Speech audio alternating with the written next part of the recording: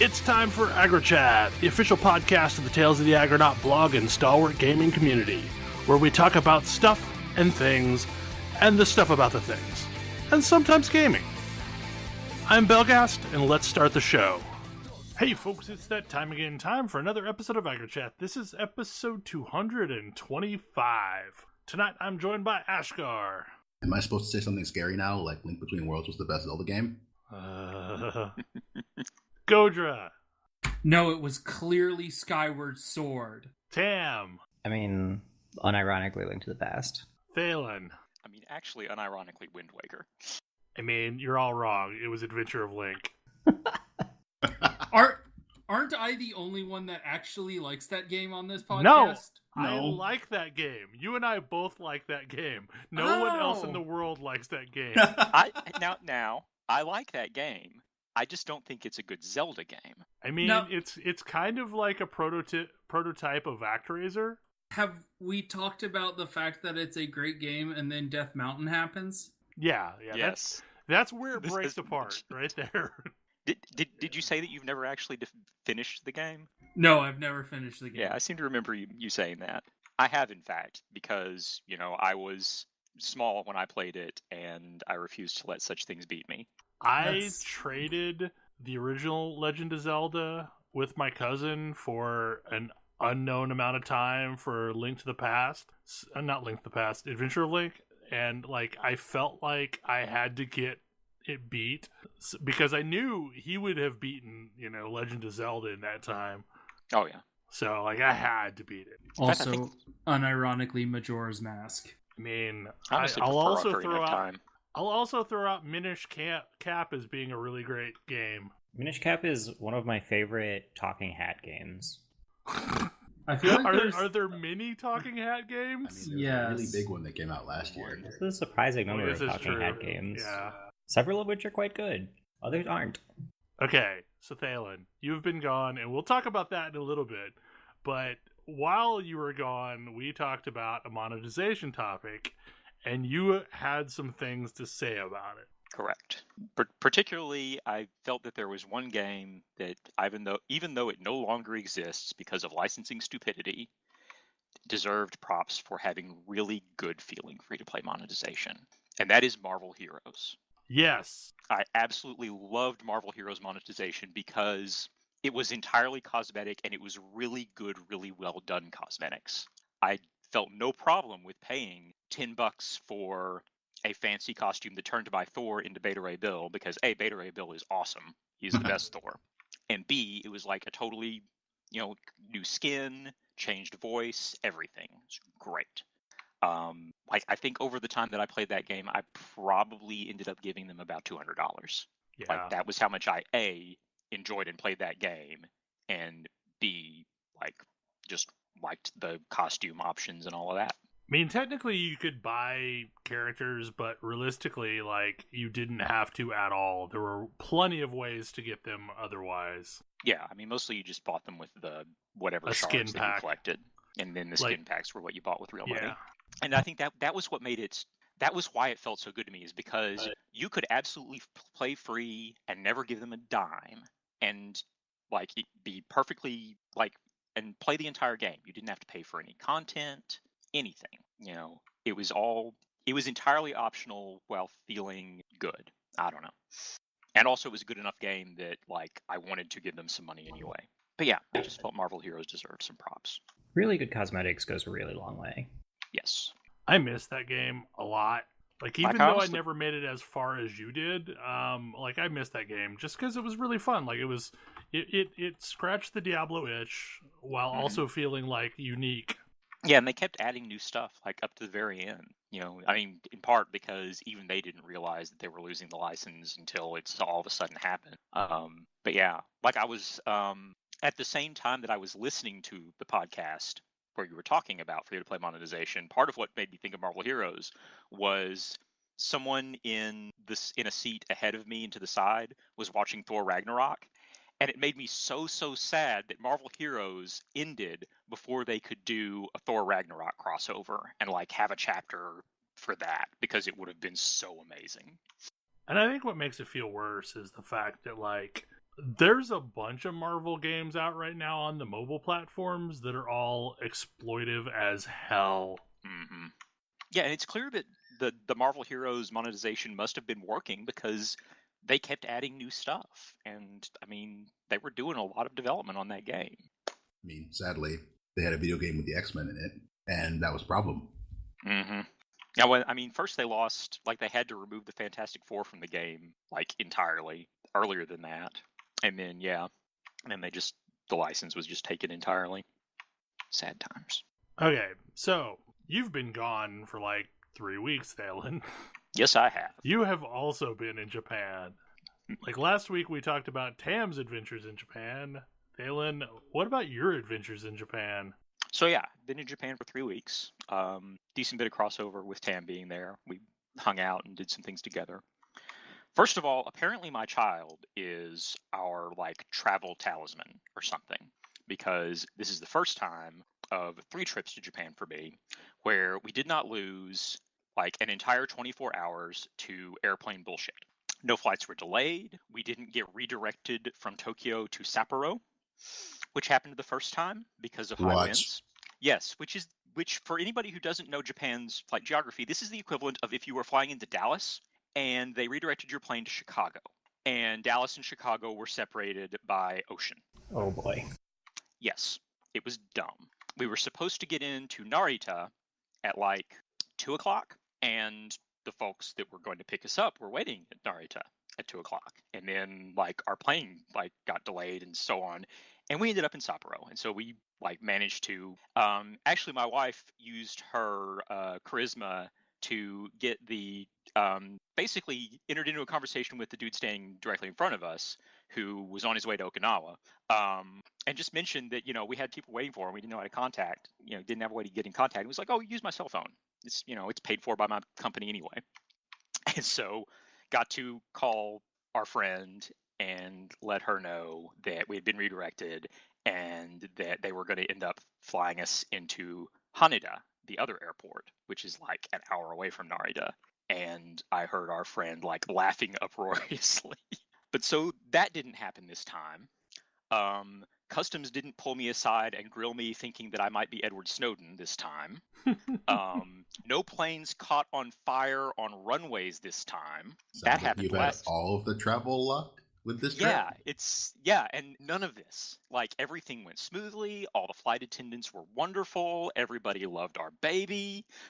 Like he actually did really well on the planes, which we really didn't know how he was going to react because he's never been on an airplane before, and then we were going to, you know, throw him on an airplane for 12 hours. But he actually did remarkably well. And then on top of that, having a small child along on the trip meant that we had to take things slower than we have in the past, which honestly, on the whole, was a really good thing because we have a tendency to go overboard and like try to see too many things in a day and just run around and like run ourselves ragged in the first week, and then, you know, our feet hurt and we're exhausted and it's, you know, awful. And this time there was a lot more. It's like, okay, we're going to do 1, maybe 2 things this day. Lots of days that we didn't even go into Tokyo this time, that we, you know, just did stuff out in our friend's area, which is about an hour away. Stuff like that. But so like I never had a day where at the end like my feet were just sore and exhausted or anything like that. But yeah, it was a really great trip. I really enjoyed getting to, like, I was pretty sure that Tam coming at the same time and us being able to hang out while we were there would be really cool. And it was even cooler than I was thinking because it meant that I could kind of re-experience being in Japan for the first time vicariously through him. And that was really great. Yeah, I mean, I think I mentioned that my, like, because I haven't taken a trip in like a decade, there was a lot of inertia for that, and you being like, oh hey, I'm gonna be in Japan this year, we should coordinate, was like the thing that tipped me over the edge, which I'm really glad for. Yeah. But let's see, things worth mentioning. I know Tam like mentioned the Aorzia Cafe a little bit. This was my second time going to it, and it was interesting seeing like how the menu had changed because there were foods that like were on last time that weren't on there anymore, and they had added new ones. There were a lot of things themed around characters from the current expansion. Was it Stormblood? Is that right? Yep. Yeah. Okay, yeah, that one. And stuff like that. I really either Tam or I needs to like dust off our respective blog and post at least the picture of the Raubahn beef stew that Tam ordered, because it was pot of stew with this like scowling Raubahn face just on the top of the stew, and it's amazing. We can just dig it up and make it the picture for this podcast. It's so great. Yeah, I think we need to use that as the picture for the podcast this week. Yes, just I can scowling do that. Raubahn. I can hook you up with that picture. Yeah. It's a hilarious picture. I mean, it was a hilarious enough picture that I ordered it as my meal because specifically because of that scowling Raubahn face. Yes, we need to see the scowling soup.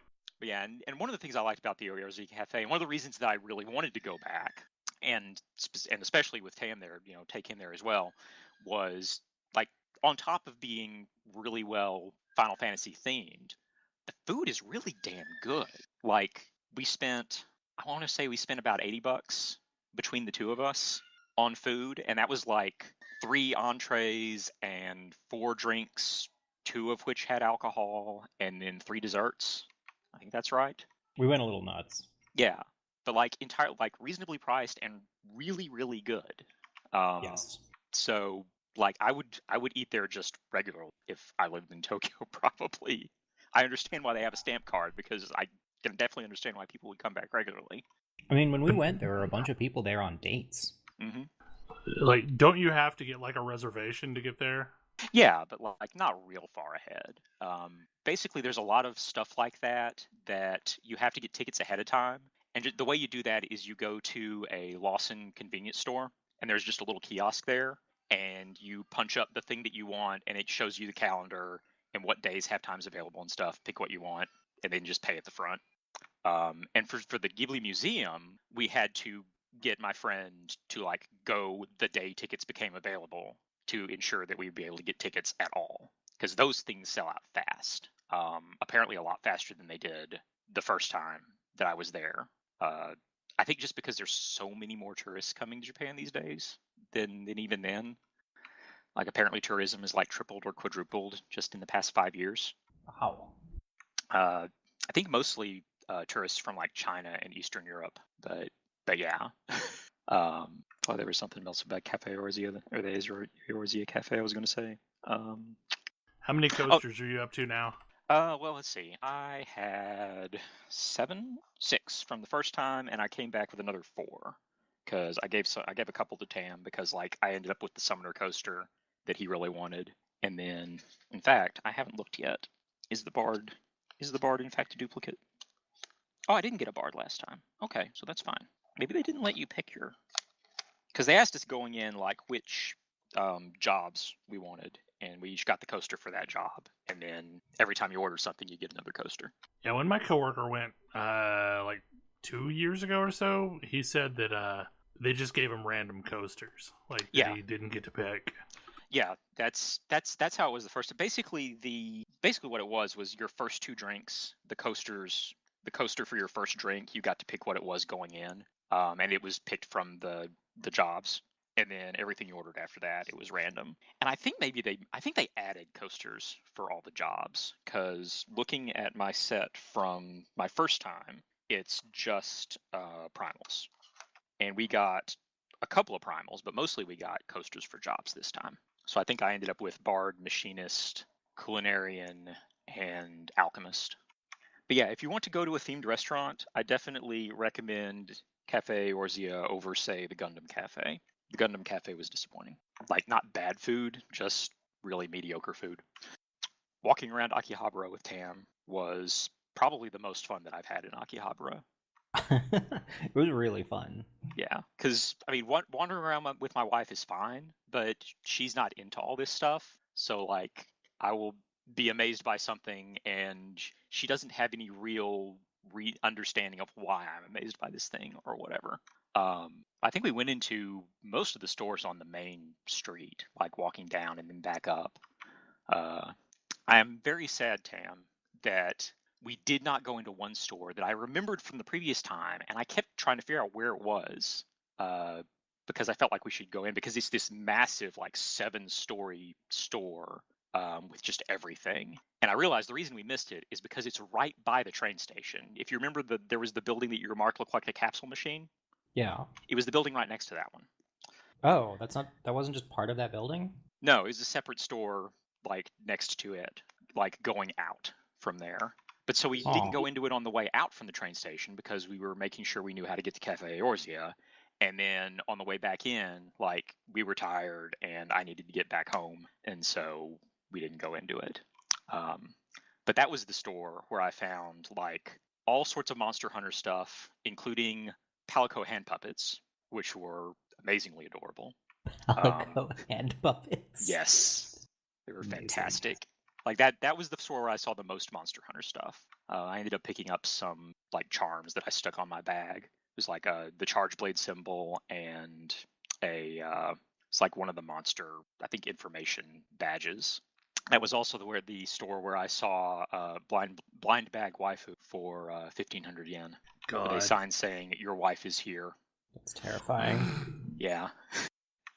Never change Akihabara. Ultimately, I think I liked Ikebukuro better because it was less squicky. Yeah. Akihabara does have like there's maid cafes and then there's lots of stores that either just entirely deal in scantily clad, large-breasted anime women, or just have like a large section involving that. And yeah. But yeah, that was the first time I've seen blind bag clothing, because that's actually a really common thing that they do in Japan when blind bag clothing? Sounds like a terrible idea. No, so what they do is basically when the fashion season ends and they need to get rid of the old stuff to put new stuff on sale, what they do is they'll bag up like an outfit and they mark on the bag like what size it is and everything. And then they just have, paper bags with clothes in them, and you know what size you're getting. You just don't know what the clothes is specifically, but you're paying a massively discounted amount, and you get some clothes. Is the sizing system in Japan better than the one in the US? As long as you are not large, as long as you are small enough that there are like Japanese people your size as a regular thing, yes. Aha. Good luck finding stuff if you are, taller than say 5'10" as a man or 5'6" as a woman, and not skinny, especially as a woman. Like my wife cannot get clothes in Japan. Like she's too tall. I'm like right at the cutoff probably. I would have to look a little bit, but I could find stuff. I know that is a complaint of my wife is she basically is unable to buy anything sight unseen because the sizings are too varied by manufacturer, and she has to try everything on to know if it actually fits. Yeah, sizing here, especially in women's clothing, is dumb. It's better in Japan because it's Japan. They're really into specificity and efficiency. So I did. The t-shirt that I bought gave me I need to point out here, the t-shirt that I bought gave me sleeve lengths. So it was pretty thorough. I'm still like processing that. Sleeve lengths on a t-shirt? Yep. Okay. I do find it funny hearing about Japan sort of discovering Halloween. Yes. Yes. I walked into a grocery store and one of the first things I saw was a package of herbs, just I think cilantro and stuff, but it was Halloween branded for no good reason. And later I saw Halloween just a thing of bean sprouts, but with a Halloween imagery on the thing, and Trick or ATM. Yeah. And then all the trick or whatever, it's they've adopted Halloween because it's a holiday, and the Japanese love holidays. Seriously, they love holidays, and holiday imagery and stuff. But it's they don't quite get it. I feel like it's also the American holiday that has a whole bunch of iconography, and Japanese mascots are a thing, and so it's really easy to make Halloween mascots and mascots dressing up as other things is just the greatest. So, like, it seems like a natural fit, but they're still feeling out exactly what this is. Yeah. Like, I saw pumpkins and witch hats on all sorts of things, and it's like, that's okay. I saw a commercial on TV that it was for a curry mix, was what it was. It was basically for like Golden Curry, but one of the other brands. But it was just all Halloween stuff. It was like, kids in like witch hat and pumpkins and everything, like seriously Halloween branded. But there wasn't anything different about the actual product. It was the same product they always have, just Halloween ad. I mean, the Trick or Flowers flower shop near me, like near my hotel, was really, really into its orange, purple, and black bouquets. Like probably 60% of the bouquets in the store, they're like, let's have a Halloween party. Mm-hmm. Oh, also, apparently the approved Halloween pose for women is winking with one eye and making the like cat claw next to their face. That's so weird. Fair enough, I guess that explains kind of the general weirdness of the Dragalia Lost Halloween event. So the FF14 Halloween events, all of them. Yeah, Yes. Yeah, the Dragalia Halloween event was like maybe slightly more like Halloween-y than like Halloween reasonable for us than what I was seeing over there. But It did involve candy. Yeah, like there was candy and trick-or-treating involved. Speaking of which, if you hadn't already done so, hopefully you picked up the looking glasses during the event that unlock 3 castle stories. All 3 of those castle stories are hilarious. Yeah, they were really fun. Speaking of ads and mobile games, apparently, I don't know if it's actually a big game or if there's just a really big marketing push for it, but something called Speed Witch Battle, and what gameplay I saw of it looked just it looked like walking into a pachinko parlor, makes me feel. Oh, it was totally overwhelming. Yeah. I checked immediately out of that. I have no idea what this game is about, and apparently it's not like available over here, so probably never will be. But there are ways to play stuff like that. It's true. I already have games, though. I don't need another one. Oh, I know the subject of Kit Kats came up. And so my experience with Kit Kats over the years in Japan is the really weird flavors are definitely meant for tourists. Not necessarily international tourists, because like if you visit another city in Japan, bringing back stuff for your coworkers and people is very much a thing that you do. And a lot of the weird flavors are like city or area specific. Like Tokyo has Tokyo banana Kit Kats. I brought some back. I don't remember now what the Kyoto and Osaka ones were, but there were ones, for those places. And those you find specifically. You pretty much only find those in the stores that are like specifically selling souvenirs and things. The ones you see in regular stores, in grocery stores, are regular Kit Kats, green tea, dark chocolate Kit Kats, which are really, really good. And then the seasonal ones, which like right now there are chestnut Kit Kats available over there because fall is chestnut season. In the spring it's cherry blossom sakura Kit Kats. Yeah, I think overall I discovered that I do not like chestnut quite enough for that. That's for it to be literally everything everywhere. But all the like the regular ones that are available year round and the seasonal ones, those are absolutely like in grocery stores. Like even like we went to the grocery store in Kagawa, the small town that my friend lives in. It's pretty small, hour away from Tokyo. There aren't tourists coming here. There's nothing there to attract tourists. Like we were the only non-Japanese people in the grocery store, period. There were large display with all the different Kit Kats, the regular flavors and then the chestnut. Like so people other than tourists are buying those ones. Tam didn't mention the art exhibit that we went to. That like it was pretty amazing.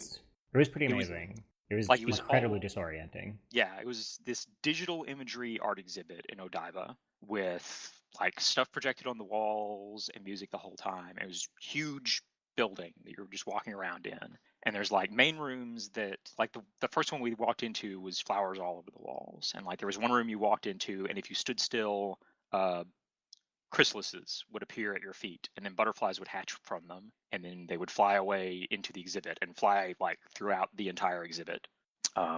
there was a room with like kanji falling from the sky, and if you touched one, it would turn into the thing that it was the kanji for. And there was one room, like I think my favorite room was the room with the little people that lived in the walls. Little people that live in the walls? Yes. It was basically like what? Was that the one where the frying pan set like half the room on fire? Yes, Yeah, that okay. room. It was this. So basically, it was this room with like, and there were tables in the middle of the room, and on the walls and on the tables there were all these like, they were basically like lemmings, like the characters from the video game Lemmings. They were just walking along, and there was other stuff. There were cows and bushes and things, and then there were all sorts of objects that were like magnetically, attached to the walls and the tables that you could pick up and move around and everything. And each object caused something to happen. So like there was a frying pan. If you set the frying pan down on the table, an egg would appear and start cooking in the frying pan. If you picked up the frying pan, the egg would fall down to the little people and they would get food and they would be happy about it. If you let the egg cook too long, it would catch fire. And then that fire would spread to like the bushes and the people and the cows and everything, and like half the table's on fire. And there were like, I'm trying to remember some of the other funny. The funniest thing was, at least to me, was I realized after a while, like walking around the room there and everything, at the end of one wall was a rainbow just going off like to the top like of the ceiling. And I realized that the little lemmings, when they got to the rainbow, they would just like zoop, ascend up the rainbow and disappear.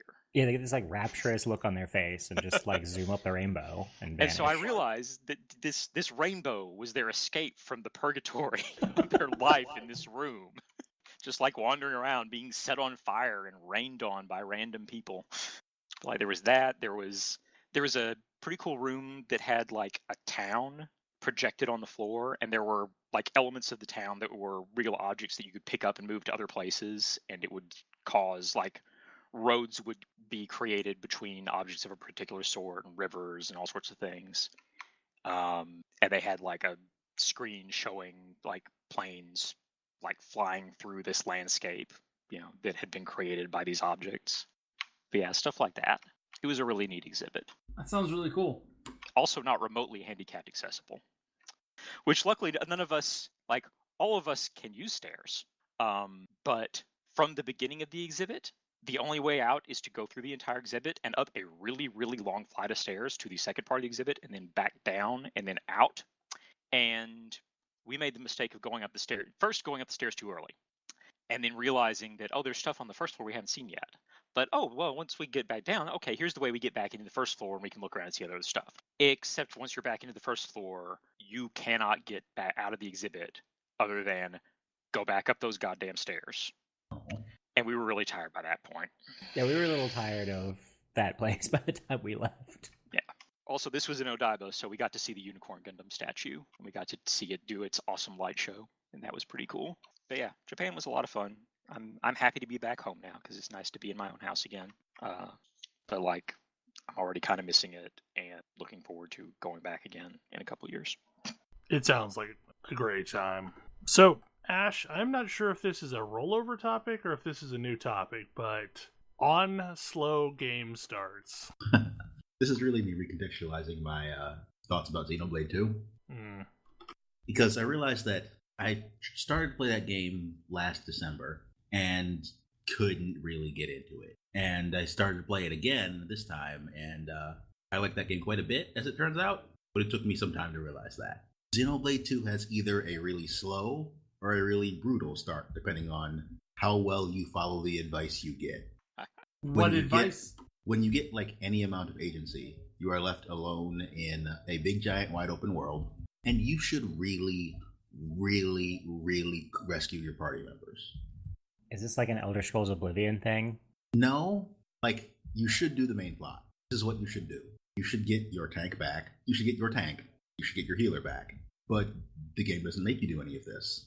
You can just wander out into the big wilds of Gormod and die a lot.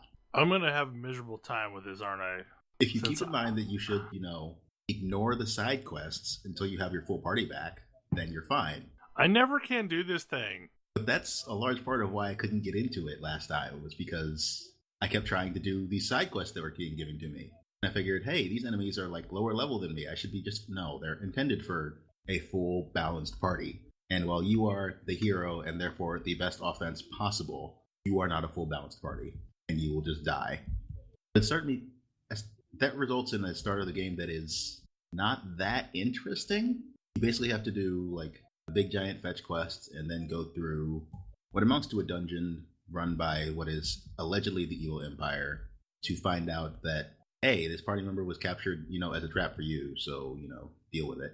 And it's really not until you resolve that you get proper access to really proper ability to do all the various side quests that are available to you before you do that. So the game punishes you really hard if you don't follow its main quest.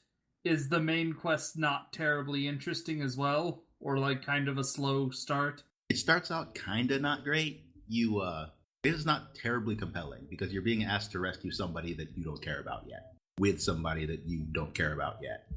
The side quests are not really any more compelling, which just made the whole thing seem bad. After you do this, those characters become much better, but it's a really awkward way to start things. This makes me think a lot of Octopath Traveler. for like a slightly different reason. Like Octopath Traveler starts super compelling and then gets like awkward. Like I was really, really into it for the first like couple of hours. Basically, like you start with your character, you do the story for that character, you get the next character, and I'm like into it. And then it's like get the third character, get the fourth character, get the fifth character, all the way to the eighth character. Those get kind of repetitive, although you can also, if you know what they are, you can just skip directly to the dungeon parts, but that eases up on the repetitive feeling a whole bunch. But I kind of get it. Yeah. I definitely have the same issue with that game when I started playing it for real. Because I feel like the individual little vignettes are really compelling, but then you realize that you're just doing those, and it's not the next step of any given person's story takes forever to get to. You can go there directly, but you should be rather higher level than you end up at by finishing any one story. Yeah, it's like, oh hey, I finished my first character's thing at level 5. Chapter 2, recommended level 27. Yeah. I'm like, what? Wow. Yeah. And like, admittedly, that's on the literal other side of the map, at least as far as I understand the map to be. Depends on the character, but yeah, it's not going to be close. And so it's really far away, but it means that like, I'm kind of suspending all of these stories for long enough that I lose the thread on all of them. Like I would say 2/3 of my 3-person party, I don't remember what I was doing for them. Yeah. Because I do not have the encyclopedic eidetic memory necessary to recall all of the appropriate proper nouns and story arcs for like this ensemble cast, which I guess is what the journal is for. But yeah, similar sort of thing. Like I tried to do these side quests, they kicked my butt. I didn't really care about the main quest yet, so I just lost all interest in the game. Yeah.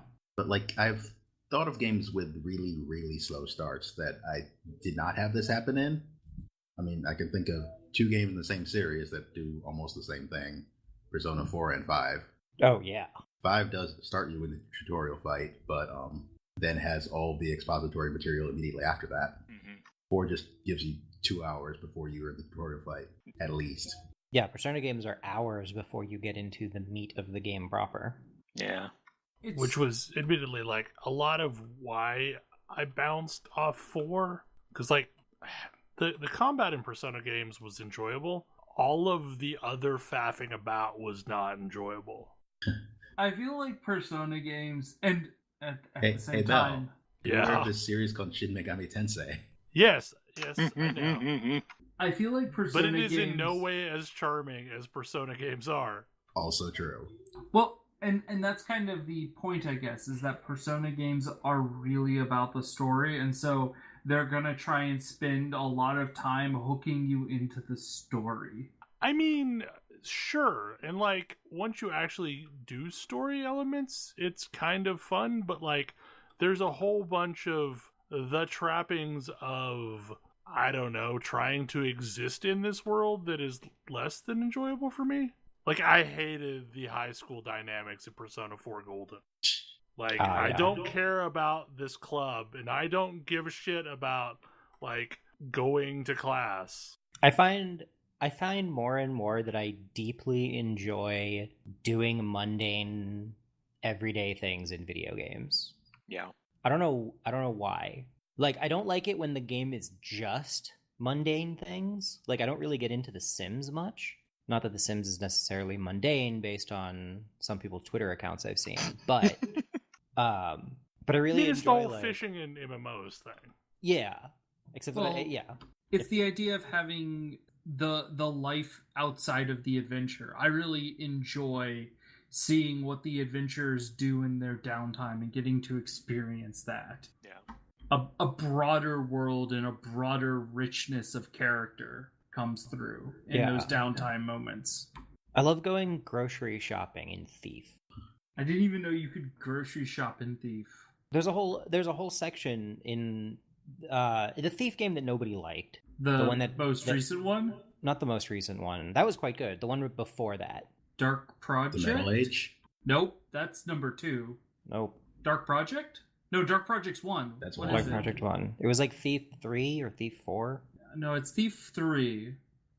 It had Deadly Shadows? Deadly Shadows, yes. Yeah, it had like an open world-y segment. And one of the like little side mission, like there's a whole theme of you need to find a place to sleep. And like that's a thing. And at one point you're like, I haven't eaten in a while. Let me get some food. And you've got to go grocery shopping. But you're a wanted criminal, so there's difficulties there. But still what you're doing is relatively mundane. So I really like the games where you can spend as much or as little time doing the mundane things as you want. Yeah. That's part of what I really love about Yakuza. Is yes. Like you could skip all of that if you wanted to. You could absolutely laser focus on the main story and just do that. Sure. Or you can put the main story over here and wander off and go play darts and pool and slot car racing and shogi and mahjong and go fishing and just whatever. Yeah. I'm pretty sure I'm not going to play shogi in any video game. I think that's the problem that I have with Persona is it does not feel optional. That's because it's not. That's like at least 90% of the game. Right. Yeah. So like and the thing is like in Skyrim, for example, I am forever going off on weird side tangents. You might actually really love Yakuza, Bell.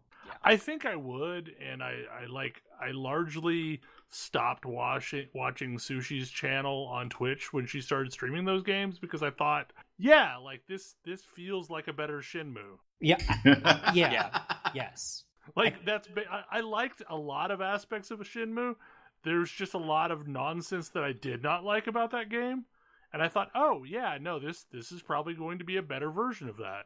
Yeah, like I highly recommend that game to you, Bell, because I feel like you particularly would you might have a new favorite game series. Yeah. And also it might be the closest you can come to experiencing Japan without actually going there. Also that. God, that was weird. Yeah, I had a similar reverse reaction on playing Yakuza when I started the Majima portion of Yakuza 0 and it's like, oh, I've been here. I know this area. Also, Bell, you don't have to worry about beating a game and having no more game because there's 6 games in the series. Yeah. Yes. And I think there's a lot in each one of those games that would take forever to beat all 6. Yep. 3 of which are on modern consoles. Yeah. It's the continuing adventures of this guy getting back on the horse and going and doing more adventures. It's like what's your ideal game series? With crazy sidekicks. Yep. Yakuza 0 and Yakuza... I guess just 0 is on PC. Kiwami is coming and Kiwami 2 is coming also. Yeah. I own 0, but I think that's the only one I picked up because it was like super cheap over some Steam sale. Okay, so now to divert into another area. Back in September, Destiny 2 released its Forsaken expansion, and I was playing other things, so like I did not really devote much time to it. And I had poked my head in periodically and kind of struggled to get connected to it. And recently I've gone back in at the urging of Warren and Squirrel and Saga and various other people that are actively playing the game, because they have made a significant number of tweaks with Forsaken and some recent patches, and I felt like I wanted to see whether or not it actually made the game feel better, and in many ways it does. They have heavily tweaked what the reward system and grind feels like now. On the negative, they added in randomized rolls. So purple items now roll with random stat combos. Okay. So that was kind of a negative to me, because like I did like that you just had a fixed items. Like, so if I was talking about this item and you were talking about this item, we were talking about the same item.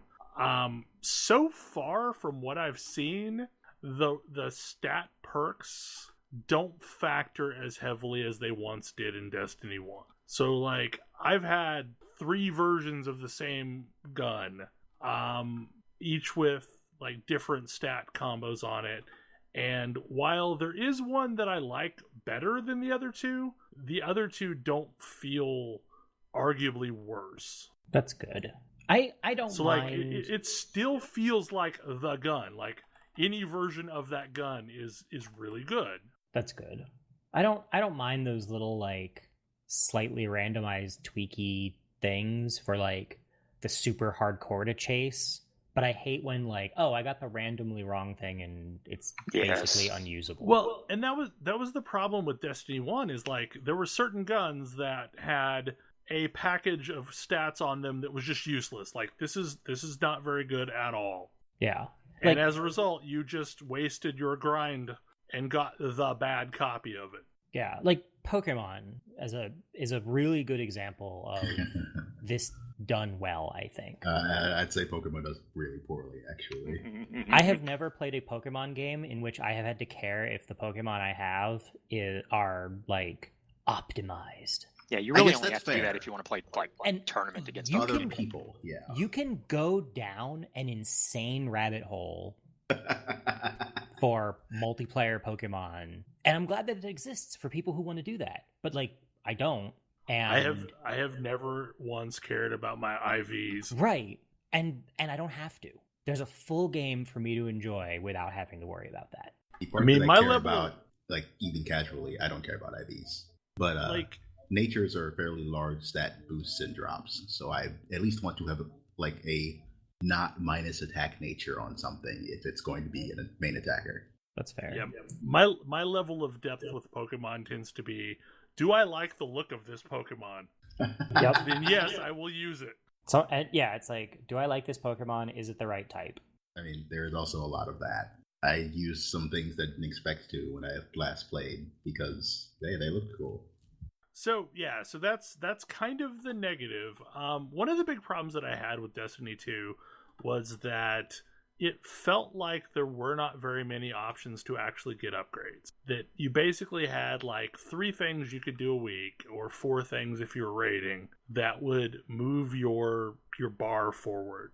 And that admittedly like was a lot of the reason why I quit playing, is like I just felt like there wasn't enough for me to do in a week that felt like I was actually making any measure of forward momentum. So here's a question for you, Bell.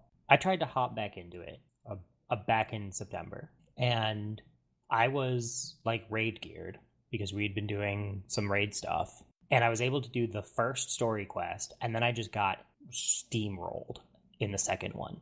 It was the exact same experience I had in Destiny 1 after coming back after a while, where I was like, oh, my gear isn't good enough, and I can't do story missions to get it to be better because the story missions are too hard. Like, what the hell am I supposed to do to have the gear that I need to do the story quest that's the thing immediately after what I was already doing?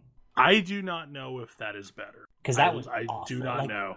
That was supposedly if you buy Forsaken now, you get like a gear pack that like brings you up to at least equivalent level, but like that's another issue. When I stopped playing, I was at one of the gear caps, and I don't like it was basically the vanilla gear cap of same. 335. Yeah. And so for reference, what the new gear cap is 600. Like, that is a significant difference. That is a problematic difference. Well, yeah. Well, and I remember the first story mission was like needs 320, and I'm like, cool. And the second one was like needs 350. What?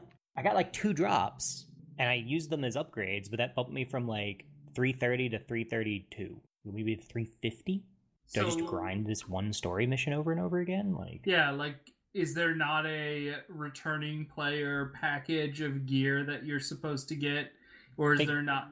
I think there is. I think there is with the Forsaken expansion, but I am not 100% sure. They gave me a character boost that boosts you to the level cap, but it skips you past all the story. So if you didn't do the intervening story, it just bypasses it. You don't get to see it.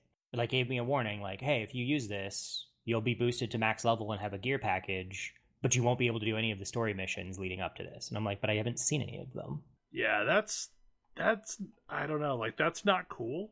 Like, I thought you just got a package of gear, but I was already at the level cap, so I obviously didn't get it. So that's definitely a problem that they maybe need to sort that shit out. But the big thing, like the issue that I had was it did not feel like there were enough options for me to do things like on a like if I want to just log in and do something that felt meaningful. I had a couple of those available to me each week. And then once I was done with those that week, there was like nothing more I could do. And that seems to have changed. Like those powerful engrams that you got from doing the weeklies, it seems like almost everything offers one of those. So like every single day you can run a strike and get one from running your first strike of the day. You can, do Gambit. Like one a week? Yeah, you only got one a week. Like now you're getting one a day, and there's like a weekly to do like 3 of the thing to also get you one. So it feels like I am just swimming in gear upgrade options. I mean, that's a good feeling. The other thing is like Gambit is really freaking cool. I finally got to play some of that this week. And it is, for lack of a better term, it is competitive PvE. Is that the don't drop the water balloons one? No. You collect a bunch of splashy things and then... Splashy things? Look, I'm only parroting what I've heard other people describe it as. Okay, so... all I know about Gambit is the reason they nerfed one of the pulse rifles. So basically what you do is you've got 2 teams of 4, and you are teleported into an arena where you're both fighting the same kind of mob. So like it may be, Taken, it may be Scorn, it may be Cabal. And it will give you a warning that like they're attacking in this location, and you get an indicator to go over to that location. So you start taking them down, and as you kill them, they drop these triangles that are like little motes or something of energy. You collect 5 of them. You can go back to like this tank in the center of the platform and like summon what are called blockers. So NPCs will start summoning in on the enemy, like your opponent's map. So think the way that one fight in Naxxramas felt. Yeah, so where you kill a thing and it sends a thing over to the other side. Sounds like that one shooter. Honestly, it kind of reminds me of Heroes of the Storm. It kind of reminds me of Heroes of the Storm or other MOBAs, or maybe Ulteract Valley. Twinkle Star Sprites is what I was thinking of. Yeah, so basically the number that you've stacked up denotes how tough the blocker is. So like you can summon one with 5, but like realistically you want to try and stay alive until you get to like 10 or so, to where you can summon a more powerful blocker. Dumping motes into the tank in the center also fills up this bar for your team. When it fills, you can summon a primeval, which is a boss, and whoever downs the boss on their side wins the round. Now, there is a thing you can do. Every so often, a gate will open up that allows you to send a single player over to the other team. So you will get like a big warning saying an invader has arrived. So there is a minor PvP aspect. So they're over there for like a few seconds to try and take out as many of your team as possible.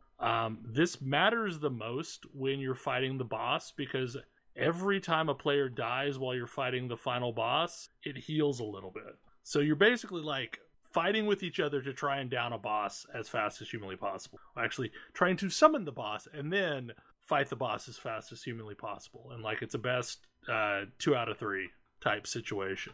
And it sounds contorted, but it is really freaking fun. Because like you're trying to kill the mobs as fast as you can and then get back to the center platform so that you can summon blockers and also like move your bar forward. But if a blocker has been summoned, you have to down them before you get your tank to pop back out of the ground again. So yeah, I mean, it does kind of feel like a MOBA meets shooter, but it is really fun. Like I said earlier, the only thing I know about this is that it's why the sleeper stimulant got nerfed. Because it could one-shot the bosses? No, because it was the best weapon for invading. Oh, yeah. Because you could probably just sit back and... That was the problem with sleeper stimulant, is basically a sniper fusion rifle that like would bounce through targets if like the targets were too close to each other. So yeah, just invade and one-shot the enemy team. Yeah, that would be real bad. Enemy players, like, so far, they're really annoying if you're not paying attention, but like so far I've been able to take down a couple of them without issue. But yeah, like, that's really fun. The gear seems to be improved. They added 3 new subclasses. Well, not subclasses, but like new paths for your classes. So like the hammer throwing Titan, for example, can summon like a giant fire hammer and use it as a melee weapon instead of a thrown weapon. I don't remember exactly what the void does. I think warlocks get a puddle that they drop on the ground that will like chain heal people. I've seen something like that in a fight, and I think it came from warlock, but I'm not 100% sure what all those are on, because like it's kind of a tedious process to unlock those, and I've not really unlocked them very far. Like I've just unlocked one of the bases, like the new things, without like unlocking all of it. Your first one's easy, right? Yeah, the first one's just part of a quest. I'm kind of like getting my feet under me as to how things work in this expansion. The zone that all this takes place in is really good. It's kind of a weird blend of, I don't know, like the moon and the dreadnought from Destiny 1, because like there's a crashed hive ship. There's crashed ships all over the place, basically the remnants from the battle between the Awoken and the Hive at the beginning of Taken King. So like there's like giant hive ships that have crashed down to this asteroid belt. The other really cool thing that it's awesome, but it kind of bums me out at the same time, is during the Halloween event, which is over in November, they revisited the Infinite Forest that was added during Curse of Osiris. And prior to the release of Curse of Osiris, it sounded really interesting. Like this concept of a procedurally generated zone that you could, go across and, have bosses at the end of and things like that. It sounded like it might be an interesting, repeatable content in Destiny 2.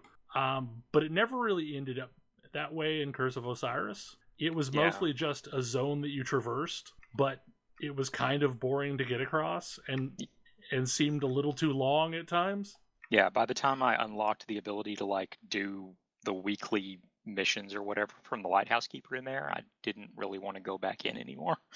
So what they did is they basically gave us a haunted version of the Infinite Forest. And it might be some of the best content Destiny has ever done. For me personally. So the idea is that you go in and while you're killing things in the Infinite Forest, a bar is ticking up, like a percentage. And when you hit 100%, you're teleported to a boss fight. And when you down the boss, you go back to the start. And a countdown starts. So you have 15 minutes to try and get as many repetitions of the Infinite Forest as you can. And each time you kill a boss, there's a chance at loot. And you also get an increased amount of like tokens for the holiday event. So if you're doing really well, if you're doing poorly, you'll probably get like 4 rotations of the Haunted Forest in your 15 minutes. But if you're doing really well, like the most I've ever managed to get was 8 repetitions before the timer ran out. I've heard of people getting 10 repetitions in the 15-minute window. But I mean, basically it counts as killing a boss. So like they can drop any of the stuff that bosses can drop, which can now also drop powered Ingrams. It was kind of rare that I made it through the Haunted Forest without getting a powered Ingram and a couple of legendary Ingrams as well. That's another thing that changed. The only Ingrams that you have to decode are powered Ingrams. Everything else just auto decodes when you pick it up. So like the second you pick up a blue or a purple or even an exotic, you just get the item and can immediately turn around and start using it. But anyway, so Haunted Forest is really freaking fun, and I'm hoping that they've seen how popular it's been and they create some version of that that's repeatable. Because what Destiny 2 kind of lacked was something like the Court of Oryx or the Archon's Forge event, which was like casual, puggable, just drop in, kill some bosses, get some loot. And I guess technically strikes are that way too, but like strikes are very much follow a story path, whereas Court of Oryx and Archon's Forge were these just world events that existed and you could drop in and spend some time out there, get some stuff, and it felt like it was a meaningful way to just spend a few minutes. But yeah, all in all, I am kind of impressed. I've been playing the hell out of this, and I made it through the main storyline finally, and I don't know what to say about the storyline. It's not dissimilar to the original vanilla storyline in the way that kind of played out and felt. So if you were not super into that, then like they've not really changed the way that they're telling stories. Vanilla Destiny 2 or Vanilla Destiny 2, not okay. Vanilla Destiny. Vanilla Destiny 2. Yeah, sorry. Because Vanilla Destiny 1 was terrible. Vanilla Destiny 2 was pretty good. Yeah, so basically, I mean, at this point, it is not spoilers because they released trailers, but Cade 6 dies. So who's there to crack wise? Wait, is that supposed to be a spoiler at this point? No, because they released it in the trailer. It's in the trailer, yeah. Yeah, so basically, Cade 6 is killed by Uldren Sov, a.k.a. Mara Sov's brother, and 8 Archons. And specifically for anyone who's wondering why a Guardian dying matters, they shoot his ghost first. Yes. And with the ghost gone, Guardian cannot be resurrected. But, apparently during that encounter, each one of the Archons somehow contributed in the way that, they took out Cade 6. So you basically go on a revenge mission to take out all the Archons and take out Uldren Sov. I mean, that's been a long time coming. Yeah, Fuck that guy. Yeah, he's horrible. He's the worst. But what makes it weird is it's a very not on rails experience. You kind of can go about that process in any direction you want. There are 6 of the Archons that you can take out in any order, and they're basically all really clever boss fights because they all kind of have you know how everything has a name that's not actually a proper name. All of the Archons have actual names, but they also have a moniker, and the moniker plays heavily into the way that their boss fights work. So, like, there's one called the Mad Bomber, which, shocker, involves it trying to bomb you. And it has a mechanic that we've seen before, but, like, it won't make any sense unless you spent time in Destiny 1 doing Prison of Elders. But during one of the phases of Prison of Elders, like, it would spawn these bombs, and if you didn't defuse the bomb, it exploded and killed you instantly. So you had to go over there and basically, like, stand on the objective until the bomb ticked down and your ghost finished defusing it. So, like, during the middle of this fight, like, you've got to do several of those as kind of intermissions to the combat. So it is actually way harder than that sounds. Like, that fight alone took me, I think, 4 tries to get through it successfully. So I don't know, like, I have to say, like, I really enjoyed each of the Archon fights. Like, they were really good. They were each challenging in their own way. Most of them I failed the first time. A couple of them I failed more than one time. But, like, I kind of learned patterns as I went, and that allowed me to succeed at them. It wasn't terribly long, which that's the only kind of disappointing thing, is it's not as long, or at least it didn't seem as long as the original storyline. But it was good. Like, I enjoyed it. It introduced a couple new characters that were interesting.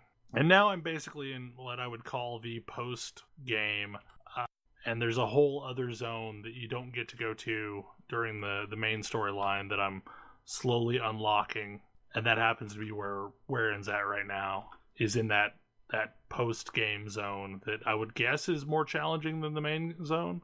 I don't know. I think the summary is Destiny 2 finally feels as good as Destiny 1 did right before Destiny 2 came out. Because, like, they had reached a point where they had tweaked everything to where the weapons felt good, the rewards felt good, like, punches matter again, grenades matter again. Gas. That's good.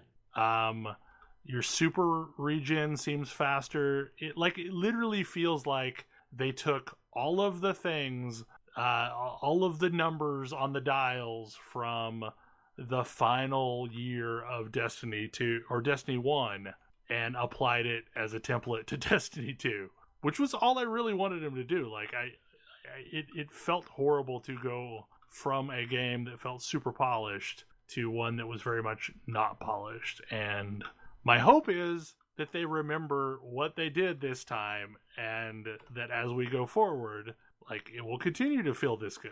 Another game that I have played very briefly, but the rest of you have played a lot, is Starlink. I am so into this game. I don't know about a lot. I mean, I've been playing a lot of Xenoblade instead. I'll be honest, I played it a lot. Like, a lot. I'm a huge fan of this game. Like, so I like Star Fox-y shooters. I really like, I feel like the appropriate term for them is arcade flying games, whether that's space or whatever. And because there's flying games like Elite Dangerous, which I like, but they're kind of hard to get into and pretty crunchy as far as games go. But like, I really enjoy, like, Star Fox 64 is one of my favorite games. It's just, it controls well, it's fun, it's just enjoyable. And you'll continually hear me making Star Fox references as regards Starlink, because if you play it on Switch with the R-Wing and Fox unlocked, it's basically a Star Fox game. I'm used to your cameo characters being kind of awkwardly shoehorned in, where, like, oh, I'm playing Soul Calibur and here's Darth Vader for some reason. Why? It doesn't matter. You just like Darth Vader. It's cool. The current one's not any better with that. Geralt is just kind of there for no good reason. Yeah. And, well, it's like, okay, this is my, like, pre-order bonuses. I can play as whatever. I picked up this figuring I like the R-Wing as a ship design. I'll play with whatever their main character is in an R-Wing. No, there's a whole Star Fox quest line Fox is included in all of the relevant cutscenes. He's got the full game's worth of dialogue, as does the rest of the Star Fox team. So playing his this intro game, is kind of surreal too. yeah, it's incredibly surreal because it's like, hey, look, check out these humans who have no idea what they're doing. We should go help them out. Like, so this is Star Fox, in which the Star Fox team helps a bunch of humans who have no idea what they're doing and are mostly incompetent. And honestly, it works because if I were playing Starlink without it being basically a Star Fox game, I don't think I would enjoy it as much because some of these characters are awful. Yes. The Starlink unique characters range from banal to actively irritating to... Some of them are kind of okay. Yeah. I mean, they're kind of okay in a, I guess this is a character sort of way. I think that the, other than being kind of like generically, I'm a snarky loner, I'm gonna pretend to hate everything, angsty thing. Like, I think the outlaw character is otherwise pretty interesting. At least has good writing, or at least has better writing than the rest. She's okay. I think the lizard dude, the researcher, is okay. Oh, he's kind of boring. The big frog guy? Yeah. Yeah, the big frog guy is fine. Like, yeah, not exciting, but not terrible. The not racer, the main character, but like the female lead, I think she's okay as well. The racer girl or the other one? No, the other one. The other one is fine. She's definitely the most interesting protagonist character. Because the racer girl and the broiest of bros, they annoy me. Yeah, the racer girl is kind of annoying because you're like, what are you doing here? You're deeply unqualified. And like, super bro guy with super bro, I'm so swole, also I use weird sentence constructions to sound more warrior poet-y is kind of annoying. And like, all of them are eclipsed in how absolutely annoying the like teenage selfie taking streamer is. Like, wow, do I hate that character. Just every single line is a detriment to the game experience. It's not even the like, this character is annoying, I want to punch them like Handsome Jack thing. I mean, where I do want to punch him. I mean, yeah, but like, out of the game entirely. Yeah, like, yes. I hate this character, and it makes no sense that any of the other characters tolerate them. But it's that like, oh, this character is super irritating, and everybody's just like, oh, I don't know. I feel like he's supposed to be comic relief, but he just like grates on my nerves. But it's fine because mostly what I'm doing is playing with the Star Fox team, who have, each of them has as much dialogue as this stupid kid, so it works. Like, Peppy has as much dialogue as Annoying Kid. So, like, sure, every scene that Annoying Kid shows up in is ruined, but it's fine because I've got these other things going on. And there's a whole, like, Star Wolf storyline, like, side story, which you use to get stupidly overpowered buffs for your R-Wing. But otherwise, it's super fun. Like, flying around feels good. Shooting stuff feels good. All of the weapons feel good. Honestly, I feel like picking up the digital just give you all of the weapons edition is the way to go. Because first of all, you probably don't want to spend a few $100s in toys. But you really do want a decent selection of weapons. Like, swapping out different weapons is fun. They all feel different. You can basically, I don't know if we've talked about like the structure of this game, but you have a ship, a pilot, and your ship has stuff that can attach onto it. So like wings and guns and wings on wings and guns on those wings. You can kind of go a little nuts with just adding wings and guns to your ship until like some crazed Lego. Yeah, I did a little bit of that without realizing exactly what I was doing. And like, I have my guns stacked on these awkward parapets. Yeah. Made out of wings. Yeah. I ended up going with the tank ship instead of the R-Wing, even though I'm playing as Fox. Yeah, So that's weird, but whatever. Whatever. I mean, he flew around in a tank for a while, so it's fine. The That's weapon that different is thing. the weapon that is basically a battering ram is the weirdest thing to use. Yeah, I haven't tried that one, but I've been having a lot of fun with the railgun that freezes things and the railgun that's a railgun. Especially in combination, because then you freeze something and then railgun it. I have I have three. They give you 3 loadouts. I have one loadout which is my like go to. This thing shoots stasis missiles, and then I gravity bomb those stasis missiles with the like burst cannon gravity weapon. And then I have shoot all the bullets, which is just 2 Gatling guns. And then I have the Fox's Greater Missile Storm, in which I release a ludicrous swarm of missiles, and it's hilarious. Yeah, won't lie, I really enjoy ramming into ships and surviving without issue. It's kind of the most Bell way to play like a space arcade game. It works. You can even get mods that buff your ability to do that. Yeah, it's just like I'm just gonna like ram into your ship now. It's gonna be fine. Yeah, I got a mod that was like impacts do this, and I'm like, what? Wait, what? Like crashing into people? I'm like, oh yeah, crash into people. Here's a weapon for you to crash into people with.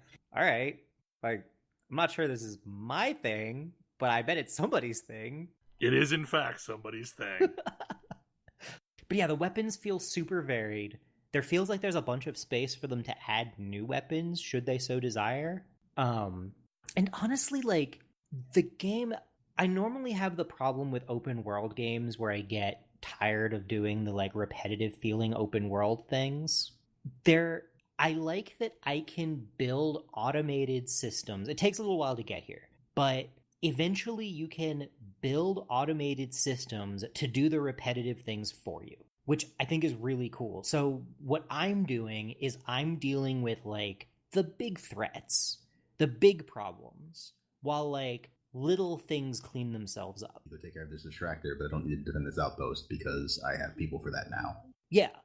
And Nice. and that's one of the things that I think is really, really cool about the way the game is structured is you keep building layers of that. Because it's like, yeah, at first it's like, oh, hey, I have to defend this outpost. And then it's like, hey, this outpost defends itself. I just need to cover the planet and blow up the things these extractors that I need to on the planet. And then it's like, actually, no, I can boost up these guys so that they will go and hunt down extractors.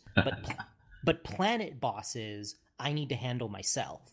And then there's another layer where it's like, no, you can leave the planets alone. They'll handle themselves, provided you can give them enough breathing room to like replenish after each fight by going and blowing up the things that are dropping planet bosses on planets. And it's a really satisfying like escalation of ability where I can still go down and defend a base if I want to. Sometimes I do. Sometimes it happens to be convenient. But I don't have to do all of this like little maintenance. I can kind of continually push on to bigger and more interesting things. And right around the time the bigger and more interesting things become kind of boring and rote, the game opens up just enough for me for that to become an automated thing, and there's a new, bigger, interesting thing to do.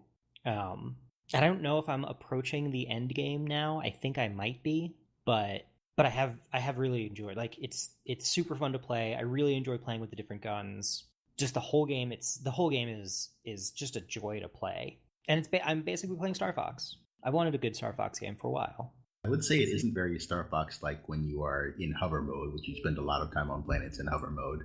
But that's sort of like the whole tank thing. Yeah. And except with jump. Right. And yeah, it doesn't there's a little bit of that going on, but it feels like it still feels to me kind of Star Foxy because of the way Star Fox games operated. Like, because you're used to being behind you just have more degrees of movement. But yeah, it feels like less flying and more hovering. But So we've reached the point where we're kind of out of time. But there was one thing that I forgot to mention in the Destiny 2 thing real quick, but we talked about it before the show. Destiny 2 has bows now, and they are amazing. And yes, this is absolutely a direct ripoff of Warframe bows. I mean, They're like the best possible sniper rifle you could ever have. that is also true of bows in Warframe. Yep. And I mean, explosive head, like on the arrows, is like the best thing you can have too. that mod in Warframe is bad, however. This basically causes the arrow to explode shortly after it's hit a target. So, like, even if it killed the target, it'll explode afterwards, and oftentimes take out like little things that are around it. There's a Thunderbolt mod which causes your arrows to have a chance to just blow up when they hit anything. But unfortunately, damage dealt by that mod does not scale with the rest of your weapon damage, so it's not great. Yeah. There's also the bow that just makes an explosion. There is that, and that does scale with the rest of things your weapon damage scales with, but also it kills you. So Correct. these are basically like high capacity sniper rifles because they've got like 40, 50 shots I'm so here for this. in the quiver, essentially. Now, like, as a bow should, you only can fire one shot at a time, but then you, like, draw back the bow and you're reloading the weapon, essentially. You can, like, just fire it without drawing it back, and it does, like, really weak damage. Okay. It's kind of like a rapid fire. Like, so you can fire it real quick, and it doesn't do that much damage. Or you can draw it back and hold it and line up your shot and pretty much one shot most things. Like, I feel like that you can might get me back into that game. You can one shot like a lot of the yellow bars that are like the I don't know, the captains or whatever that are not really a boss, but just a tougher version of the normal troops. Yeah. You can, however, shred bosses with these things if you're really good at lining up shots. And you get one just given to you really early in the storyline, because I think they're really proud of how bows feel, and they want you to play with it. Like, so it's like a little compound bow looking thing that you get pretty early on. But yeah, that is one of the best new types of weapons. Like, I feel like, Tam, we need to somehow figure out how to get you playable enough to get a bow, because once you get a bow in your hand, I think it's going to be your weapon. Like, it's going to be the thing you want to play with all the time. I can see that. Because it very much fits that I'm going to sit back and just decimate thing for the party. Anyway, anything else before we wrap things up? Oh, one thing that I meant to bring up, and Starlink reminded me of it, just in regards to Japan. It seems like, I guess the Switch has, like, replaced the 3DS at this point, because I took my 3DS with me to pick up Street Passes, and I got some, but I think the most I ever got in a single day was like 7, and that was the day spent walking around Akihabara. So, yeah. Wow. I mean, Wow. PAX was like that too. Yeah, I noticed the last PAX I was out, I didn't get that many Street Passes, and like every time I go to Dallas, I bring my 3DS just in case, and it used to be that I'd get 3, 4, 5 Street Passes just in normal travel, and last 2 times I've been to Dallas, I've not gotten any. Yeah, I think the vast majority of people who were into that enough to be taking their 3DS around with them have replaced it with a Switch at this point. I just wish there was an equivalent of that on the Switch, because I really liked that. Yeah, because it's really cool, and like I enjoyed lighting up new like prefectures of Japan and getting a couple of other countries and segments of other countries too from other tourists. Like I've gotten Street Passes from Finland and Australia now. I'd never got into the whole Street Passes thing, but I definitely did carry my Switch around with me, like on my person, the entire time I was in Japan. Just sit down in a coffee shop and play some Octopath or Pokemon Go. I think that's what I really want them to do on the Switch, is like give us more of that Street Pass minigame functionality, because like it was kind of dumb, but it was also really fun. Yeah. Like I enjoy the hell out of Find Me. Like it's a stupid game. I don't know how much connectivity the Switch has while it's in sleep mode. I mean, obviously it has some, because it can keep downloading things and so on and so forth, but I don't know. I'd be surprised if that wasn't something that they could, activate with a software patch, the ability for it to trade street passes in sleep mode or some equivalent. But yeah, I just thought that was interesting. Okie doke. Well, hopefully you... What? I was going to say, also, if you're into this type of thing, League of Legends Worlds is going on. And by the time you hear this, either Fnatic or Cloud9 are going to be going to Worlds. Finals, you mean? So that'll be fun. I'm really excited about this. Go Sneaky. If you watched when I used to watch, it's basically the battle of Sneaky versus Reckless, because those are the only people I recognize on either team. I guess that's not fair. Sven Skaren is on Cloud9. Aw, fair enough. Anyway, hopefully you enjoyed the show, and we will see you again next week. Good night. Good night. Good night. See ya.